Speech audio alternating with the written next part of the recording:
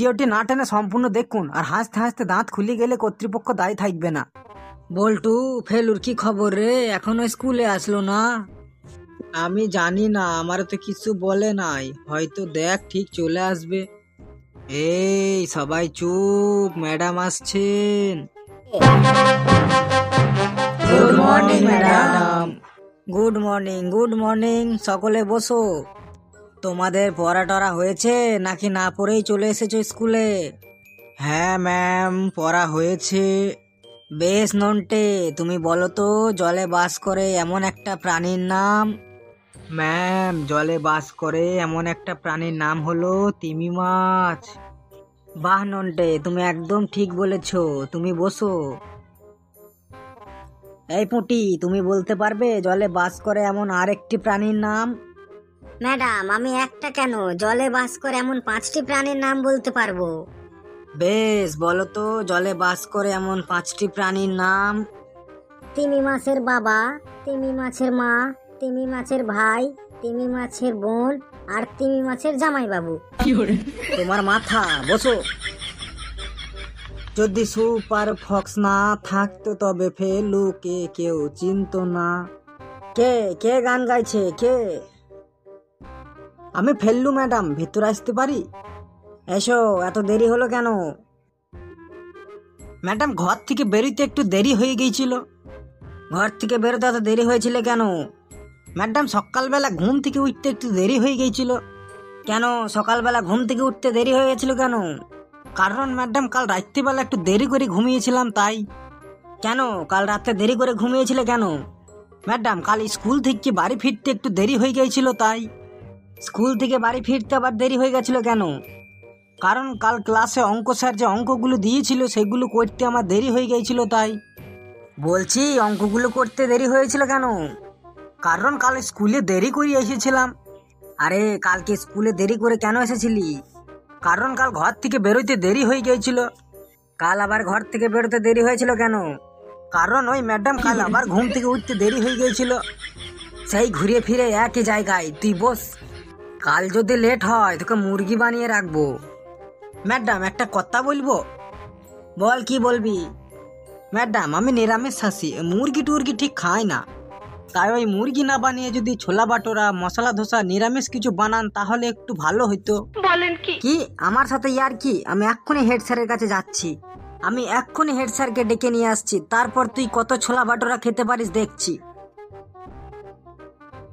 ফেলু, তোর কিন্তু এমন বলাটা একদম ঠিক হয়নি। তোর জন্য আজ আমরা সবাই মার খাবো। তোর কিন্তু এমন বলাটা ঠিক হলো না। ক্লাসের শেষে তোকে আমরা সবাই দেখে নেব। ক্লাসের শেষে কি দেখবি আমাকে? যা দেখার এখানেই দেখ। হেড স্যারকে আসতে দে।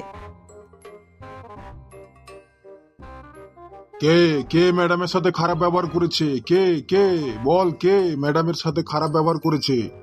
এই বল্টু, তুই ম্যাডামের সাথে খারাপ ব্যবহার করেছিস? না স্যার, আমি ম্যাডামের সাথে খারাপ ব্যবহার করি নাই। আমি তো কোনো কথাই বলি নাই ম্যাডামের সাথে। তাহলে কে কে তাড়াতাড়ি বল, না হলে কিন্তু গোটা ক্লাসকে পেট দিয়ে লাল করে দেব। স্যার, ওই ফেলু আমার সাথে খারাপ ব্যবহার করেছে। এই ফেলু, তুই দাঁড়া তো দাঁড়া। আমি থাকতে তুই ম্যাডামের সাথে খারাপ ব্যবহার করবি? আমি কি মরে গেছি নাকি? আজ তোর একদিন কি আমার একদিন। বলেন কি? আজ মনে হয় ফেলুর 12টা বেজে গেল রে। না মানে স্যার, আমি তো চুপচাপ বসেছিলাম। আমি পূজা নিয়েও ম্যাডামের সাথে খারাপ ব্যবহার করিনি তো স্যার। আপনি তো আমাকে ভালোভাবেই চেনেন। আমি খারাপ ব্যবহার করতে পারি? হ্যাঁ, তোকে ভালো মানে খুব ভালোভাবে চিনি আমি। তাহলে কি স্যার বুঝতে পারি? বেশ, তুই কেমন পড়াশোনা করিস দেখি। তুই একটা বাংলায় গল্প শোনাতো, তাহলে তোকে আমি বসতে দেব। আর হ্যাঁ, গল্পটা যেন বাংলাতেই হয়। বল বল, তাড়াতাড়ি বল, না হলে কিন্তু স্কুল ছুটি পর্যন্ত তোকে এইভাবেই দাঁড়িয়ে থাকতে হবে। বলেন কি? স্যার, আমি সব গল্পই জানি। আমাদের স্কুলের টিচারদের, ছাত্রদের সবার গল্পই আমি জানি। কোন গল্পটা বলবো স্যার? টিচারদের, ছাত্রদের নিয়ে তোকে গল্প বলতে হবে না। তোকে গল্প মানে নীতি গল্প, শিক্ষামূলক গল্প বল। স্যার, আমি অনেক নীতি গল্প জানি, আপনি বলে দিন কোনটা বলবো। বেশ, তুই লোভী কুকুরের গল্পটা জানিস? তাহলে ওটাই শোনা। স্যার, ওই গ্রেডি ডগের স্টোরিটা? আরে তুই আর ইংরেজি বলিস না, তুই বাংলায় বল। সেদিন তোর ইংরেজি শোনার পর ইংরেজি স্যার বাড়ি গিয়ে অসুস্থ হয়ে পড়েছিল। তুই কি আমাকেও অসুস্থ করতে চাস? তুই বাংলায় বল লবি কুকুরের গল্প। বেশ স্যার, শোনাচ্ছি লোভী কুকুরের গল্পটা। একটি কুকুর ছিল, কুকুরটির খুব খিদে লেগেছিল। কুকুরটি নন ভেজিটেরিয়ান ছিল। আবার ইংরেজি? মানে কুকুরটি মিট আর মিটের টেংরি খেতে পছন্দ করত। টেংরি? মানে লেগ পিস স্যার। আবার ইংরেজি? ইংরেজি না, তুই ভালো করে বাংলায় বল। স্যার গল্পটা তো আমি বলছি, আমাকে আমার মতো করে বলতে দিন না। নে তুই বল। স্যার একটা কুকুর ছিল, কুকুরটির খুব খিদে লেগেছিল। কুকুরটি মিটের দোকানে গেল, আর কুকুরটি মিটের দোকান থেকে চুরি করে একটি লেগ পিস মানে একটি টেংরি তুলে নিল। তারপর কুকুরটি ভাবলো যে লেগ পিস তো তুলে নিলাম, মার্কেটের চারিদিকে খুব গ্যাদারিং মানে খুব ভিড় ভাট্টা, তাহলে মার্কেট থেকে দূরে নদীর ধারে গিয়ে একদম সাইলেন্ট জায়গায় নিরাপদ আশ্রমে নির্ঝুমভাবে বসে বসে এনজয় করে খাবো। তারপর কুকুরটি লেগ পিসটি মুখে নিয়ে মার্কেট থেকে এক্সিট হয়ে গেল। এক্সিট মানে? মানে স্যার কুকুরটি বাজার থেকে বাইরে চলে গেল। বেশ বেশ, তারপর বল। তারপর কুকুরটি নদীর ধারে গেল। নদীর ধারে গিয়ে দাঁড়াতেই কুকুরটির ছায়া তার নদীর জলে দেখতে পেল, আর তার নিজের ছায়া দেখে ভাবলো আরেকটি কুকুরও মুখে একটা লেগ পিস মানে টেংরি নিয়ে সামনে দাঁড়িয়ে আছে। কুকুরটির তখন লোভ লেগে গেল। তখন সে ভাবলো তার সামনের কুকুরটার কাছ থেকে লেগ পিসটা কেড়ে নিতে পারি, তাহলে আমার দুটো লেগ পিস হয়ে যাবে। আর দুটো লেগ পিস হয়ে গেলে তার গার্লফ্রেন্ডকে ডেকে নেবে, তারপর দুজনে লেগ পিস নদীর ধারে বসে খাবে আর এনজয় করবে। আর এই ভেবে যেই কুকুরটি ঘেউ ঘেউ করলো, তার মুখের লেগ পিসটি মানে টেংরিটা নদীর জলে পড়ে গেল, আর কুকুরটির আনন্দ মাটি হয়ে গেল। এতক্ষণ যা যা ভাবছিল সব জলে চলে গেল। বা ফেলু, তাহলে বল এই গল্প থেকে আমরা কি শিখতে পারি? স্যার এই গল্প থেকে আমরা এই শিক্ষা পেলাম যে চুরির মাল তাড়াতাড়ি হজম করা দরকার, এনজয়ের চক্করে বেশিক্ষণ ফেলে রাখতে নেই। এই গল্পটা তুই কোন বইতে পড়েছিস? স্যার অনলাইনে পড়েছি, অনলাইনে। বসবো স্যার?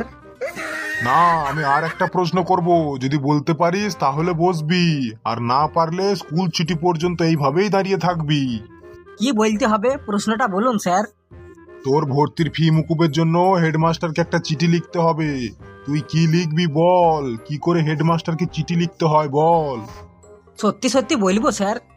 কথা না বাড়িয়ে তাড়াতাড়ি বল। আজ তো দেখছি স্যার ফেলুকে একদম নাজেহাল করে ছাড়বে।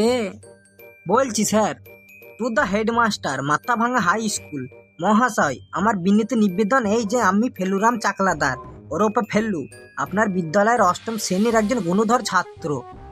মহাশয়, এই বছর ক্লাস 9-এ ভর্তির জন্য বাবা আমাকে যে 300 টাকা দিয়েছিল, সেই টাকাটা নিয়ে আমি আর ঘেট্টু আপনি যে দোকান থেকে প্রতিদিন লটারি টিকিট কাটেন, সেই লটারির দোকানের পাশে যে বিরিয়ানির দোকানটা আছে, সেই দোকান থেকে বিরিয়ানি খেয়ে টাকাটা খরচ করে ফেলেছি। তাই এই মুহূর্তে আমার কাছে কোনো টাকা না থাকার জন্য এই বছর আমার ভর্তির ফিটা মুকুব করে দেওয়ার জন্য আপনার কাছে করজোরে আবেদন করছি।